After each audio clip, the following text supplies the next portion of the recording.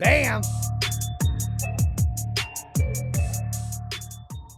Jayson Waller here, True Underdog Podcast, top 3 entrepreneur motivational podcasts. And I've got a special guest for you today. Not only am I a fan of this gentleman, but he is leading a movement with the Detroit Lions. This is my dear friend, Chris Spielman. He's an author, an ESPN college football analysis. He's the special assistant to the owner and CEO of the Detroit Lions right now. He was a Pro Bowler. He played in Detroit, loves Detroit, bleeds Detroit. How you doing, Chris? I'm doing great. Thank you for having me on. What do you think of the intro? Not too bad? No, pretty good. Yeah, I've had a pretty good run and just been very lucky and fortunate that I've had some great opportunities in my life and just to be around football. And I came out of the womb where my dad was a football coach, and to be at 55 years of age, to still be involved with football is a great blessing to me. Well, I'm excited to let the listeners know, a lot of the listeners might not remember when you played. I remember when you played. You had Jerry Ball, you had Benny Blades. We had that tough defense. Wayne Fonts as the coach. Good times. Barry Sanders, both of our friend, was on the team. Epic days. But I want to start in your childhood because this is the True Underdog Podcast. And a lot of people think people are given things all the time. And really, we see that people earn stuff. They break the barriers. They work their ass off. They do things to get to the next level. And you as a childhood, what was that like growing up in your household with a football coach dad? Well, it was really cool because at a young age, I recognized the passion that I had for the game. And, my dad was a high school teacher and a coach. I remember when, this is going back into the 1970s. I remember we moved and we sold our house that we lived in for $15,000 and bought a house for $29,000.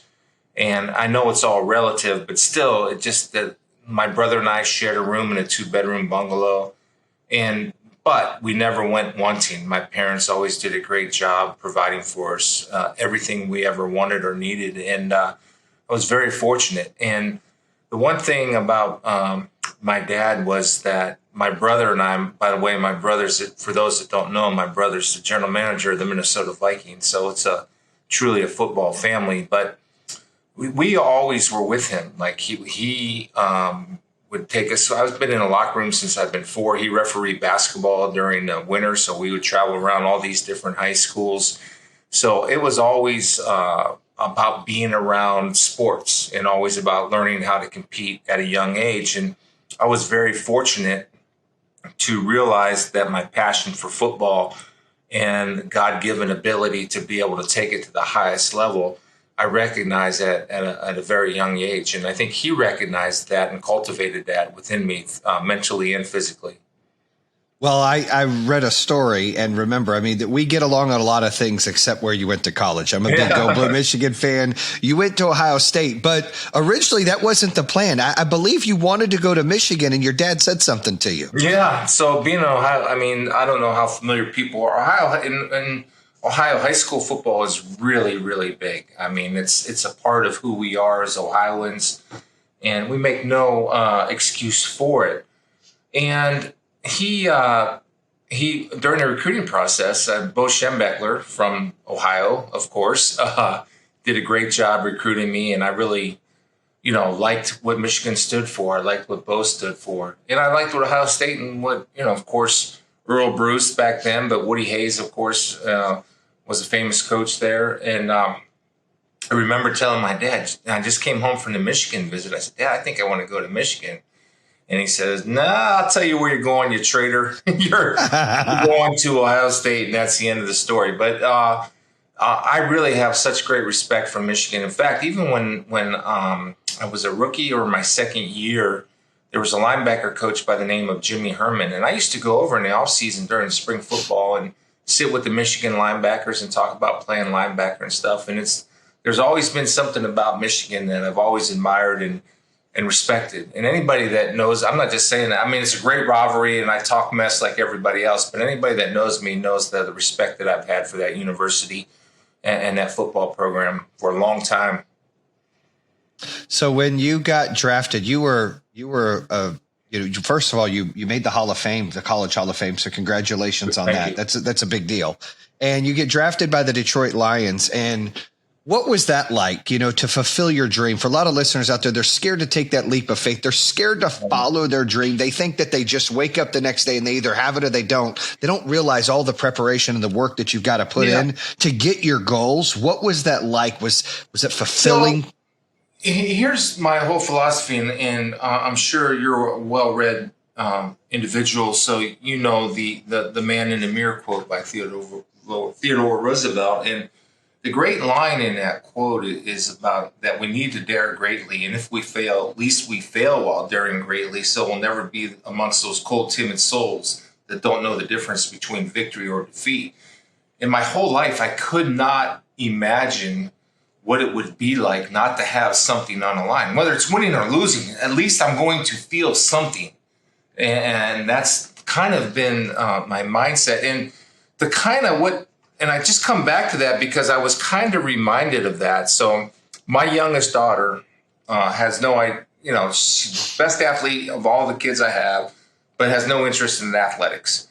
And she just likes being my buddy, and we like to hang out, and she's a girly girl. And she knew that I was taking this Detroit Lions job, and she goes, "Dad, why are you going up to the Lions when, you got this great job, you're home a lot, and you're around what you love, football, and you get to do TV." And then I took the job. I came back home after a couple weeks, and I spent the weekend just with kind of her, and I spent some special time together. And she's 19 now. She just graduated and heading to Ohio State. And she said, "I've never seen you happier." And this is her whole life, right? And she goes, "Why?" And I said, "Well," and I thought about it for a second, and I said, "Because there's something on the line again, Hodge." And for me, that's what gets me going. That's from a career I can never say the word perspective. Yeah. Yeah, I can never say the word. I have the same problem with lots of words. Don't worry about that. From a career point of view, that's what motivates me and gets me going. And I love being part of it. I obviously have deep roots with the Lions. I really have so much respect for Sheila and Rod Wood and the whole organization. It gave me an opportunity to be an integral part in moving this franchise forward. And it started with being the hiring process of Brad Holmes and Dan Campbell. Yeah, that takes me to a couple things. So one, you're a girl's dad, right? We talked about that before. Yeah. We've had a conversation before. I've got 3 daughters and a son, and when you're a girl's dad, you're emotionally connected to your daughters. I think dads are more connected to their daughters than they are their sons. I love my son, and we're like pals and best friends. He wants to box and throw the football, but we have this protective, we need to be there, be a great role model for our daughters' perspective, for outlook. And, I admire because, not only did you have a great career with the Lions, and you were gone a lot, but then, you had some issues, going on at home with your wife when she was sick. And, can you talk about what that was and how you had to step up and be Mr. Mom, be the caregiver here? Yeah, I'll give you a quick version of it. In 1998, my wife at the time, Stephanie, was diagnosed with breast cancer, and she had a 12-year battle, and she went home. I call heaven home. She went home on November 19th in 2009, and during that time, she had 5 recurrences, but she was also healthy a lot of times. But then she was on treatment, and so that's when I kind of walked away from football, which seemed to surprise some people. But I always knew who I was as a person, and how I was able to define myself was that on June 24th of 1989, I said it in sickness and in health, and I meant it to her. And so God gave me the financial means to be able to walk away and still provide for my family, and yet be there and take her to treatment and go through that process and that journey with her. Along that time, then, I became more, especially when she was ill, I kind of took care of the kids. I organized things. I did carpools. I did meals. I did all the things. They were young. After Stephanie passed away, I was a single father, raising 4 kids, 3 girls and a son, from ages 15 to 7. And I felt woefully inadequate all the time. And I know the difficulties and challenges and the rewards of being a single parent, but it's really hard. And I remember going to bed every night, and I'm a man of faith, and I would look up in the sky and I'd say, I'm not doing a very good job, you know. And I get a little emotional thinking about this, because when you sit down and you talk to your kids as they get older, um, all of them, before they left the house, went off to college, they all thanked me for doing a great job, Dad. And so it was really rewarding for me when I felt so inadequate at the time that I wasn't doing them a just service. They saw it another way. And the cool thing too is that then in 2011, I thought I would never get remarried, and I met a girl from Youngstown, Ohio, and she's a wonderful woman, and 2 more daughters that were, one's the exact same age as my 3rd child, and one's a year older. So I have now 5 daughters, 1 son, and a daughter-in-law. And it's been really, really rewarding. Nobody wants to lose somebody they love, but that happens in life. And I never thought that I would ever get remarried. I never thought that I'd ever be able to love somebody again. And I think I talk about grace, the concept of grace a lot. By God's grace, I was able to find somebody and actually feel love again, to be able to love and to let myself be loved again was really, really cool. And I'm very fortunate, man. I've had 2 girlfriends in my life, and I married them both. That's such a touching story. I try not to be emotional either, but I love that you talk about your faith. I think that's important. That, we don't do that. People don't do that enough. And I think that it's, God gives us what we can handle, and God gives us gifts, and things that we feel are hard are really just teaching moments, the struggling moments make us stronger for what the future holds. I truly believe that. And, that brings me to your second life now, right? You get to come back into football, and you get to take a team that hasn't won in a long time, and that's had several different culture changes without, I've been a diehard Lions fan. I haven't missed a game, Chris, since 1989. Either I watched it or I've been there since 1989. I mean, I'm the guy that was painted blue back in the day, going to the games like, oh my goodness. So I can talk Lions football all day and know all the goods and all the bads. And I'm going to tell you, the culture and the shakeup is always, it's been one extreme to another. And bringing you in, I remember when that happened, I was like, this is going to be good, because this is somebody who understands old school football, man of faith, a man that believes in hard work, a man that believes in the process. Brad Holmes, I read about him and seen some great things. And then our coach, Dan Campbell.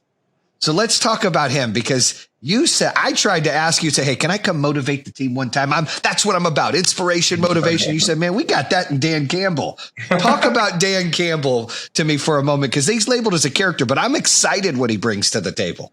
So I think, I don't know if Dan Campbell's the right coach for the New England Patriots or the right coach for the San Francisco 49ers, but it is without hesitation that I say he is the right coach at the right time for the Detroit Lions. And anybody around the league, Dan is so well respected around the league. I just talked to, I have so many connections around the league. I must have talked to 30 people about Dan Campbell, unsolicited, by the way, in some cases, regarding what type of coach he is. I actually watched Dan for the last 6 years when I worked for Fox and covered NFL games. When I did Saint games, I'd go to practices, and I keep notes on all these coaches, because you never know. Guys that I admire, and he always stood out to me. And so when Dan had an opportunity to interview, he did a tremendous job. And I think when you talk to Brad and you talk to Dan, the one common denominator, and myself, I hope, and Sheila and Rod, is that we're all servant leaders. And so when you have everybody looking to elevate everybody around them and help them do their job, that's when great things can happen. Is there going to be a guarantee of success? No, I'm not ever guarantee anybody's success, but I'm going to give us, or I hope, be a part of something that gives us the best opportunity for success. Now it's a process, and it's you talk about culture. Culture is kind of that word that everybody, it's everybody uses culture. I think of it more as environmental. And I don't even know why I say environmental, only because it's simple to change a culture, because it's just how you treat people and it's just how you communicate. And it's having the willingness to speak your truth without being judged. Doesn't mean you're always going to be right or doesn't be wrong, but people have very clear understanding of what's being said here and what direction. And that starts at the top with Sheila. Now, the key to it is it's fine now. We haven't played a game, right? You're undefeated right now. Yeah. My job will be that we don't, it's easy. Like when things, especially in a business like the NFL, if things go a little sideways, you got to stick to who you are and who you say you are. I got a little saying on my grease board in here. Everybody says it, not everybody does it. So we're saying it and we're doing it now. But when things or circumstances change or things get difficult in life, or you're losing games or you're not playing to the level that you think you should be, you still have to stick to your core belief. And I think we have the people in place to lead us in that direction with Dan and Brad. Now, I saw everyone's seen the footage of the draft, and you guys had a solid draft, but I want to talk about a little bit about the trade, and not too deep. I have my own opinion on the trade, but this is a true story. When I saw the trade for Matthew Stafford, who I love dearly, and I think he's one of the most talented quarterbacks we'll ever see play, but it's not the right time for him here. Everybody, I think, needed to change. He needed to change. It was a great move. But when I saw it, I thought we traded 2 first-round picks and a third-round pick and Stafford for Goff. And I go, oh, man, we're in trouble. We're in trouble. Yeah. And then when I saw it was the other way around, I was like, oh, my goodness, what just happened? So, not to knock that, but Goff is a 2-time Pro Bowler. He's been to the Super Bowl. The kid has won. I know a stat here that a lot of people don't talk about. Red zone QBR. He had the highest red zone quarterback rating in the NFL. That's a big deal. You don't have to be throwing 90 yards in the air to win games. So how excited are you and Brad that not only did kind of the trade, you guys are building stock for the future, but getting the picks that you wanted to this year in the O linemen and the 2 D linemen back to back? Well, I think you're always excited and about potential, but those questions don't get answered until time. Potentially everything looks great, but time answers all those questions, and then then you keep adjusting, and you're always evolving, right? You always have to keep evolving. And look, I know Jared is excited to be here. Matthew, anybody that watched me do games on Fox knew what I felt about Matthew Stafford. I think, as you said, I think one of the most talented guys of our generation, and I think it could work out ultimately for both parties. But I think Jared has a little bit of a chip on his shoulder, which most NFL guys do. And there's nothing wrong with that. But I think when you talk about when you start over, basically is what we're doing, I think we're off to a pretty good start as far as building for the future. Yeah, I'm really excited about the team. And so leadership, you guys had a trade for Brockers as well. And I have a couple friends on the team. And what I've known from a lot of the friends that have said some things to me is the locker room really hasn't had a defined leader. There hasn't been a voice in the locker room of reason. There's been some coaches just being the leader, but sometimes, and you as a player and building a business, I believe that you want to empower and create other leaders. And just because you have a great player doesn't mean that they can be a great leader, right? Like, I'll use Stafford example, great player, but not a vocal leader. And where do you see this going? Because I know for years, at least in my opinion, Dominique Raiola, was a great leader on that team when he was here. And have you guys found some more leaders, some vocal leaders to inspire the team? Because you get it from the coaches and you get it from the management, you get it from ownership, but sometimes you need players to rally the troops as well. I don't know.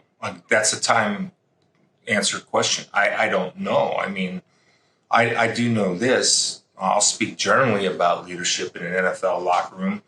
You just can't be a vocal leader. Guys aren't just following words, right? You better be producer. If you're not a producer, you're not going to lead because nobody's listening. You can sit there and call all the team player only meetings you want. Nobody's going to listen. And I think from a player, I'll just speak in general terms from a player leadership. Brock has worked with some of our young defensive linemen already this offseason on their own time. And so that's a sign of leadership, right? But the only way people listen to anybody in a huddle, or the only way people listen to anybody into the locker room, on the practice field, in the weight room, is if, first of all, you better know what you're talking about, and you better not be wrong, and you better be producing. If you're not, you can't lead, and you end up being more of a detriment than a help to a football team. Well, I'm definitely excited about what we have in store for us, Chris. And I appreciate you coming out and sharing your story, inspiring the underdogs out there that look hard work, overcome adversity. You know, God is great. He has a plan for us. And the future is bright, my man, for the Detroit Lions. I believe that it may not be playoffs this year, but I think we're in the right step. It's take the stairs, not the elevator. And I think you guys are building something great there. And I want to say thank you for that. And thank you for coming on the show, my man. And that's a wrap on True Underdog. Bam! And that concludes another episode here on True Underdog. If you're interested in hearing more, make sure you subscribe at iHeartRadio, Spotify, Apple Podcasts, or the YouTube channel. You can always visit TrueUnderdog.com, subscribe to all of them. Make sure you check out our newest episodes coming out on Mondays and Thursdays. True Underdog, baby. Bam!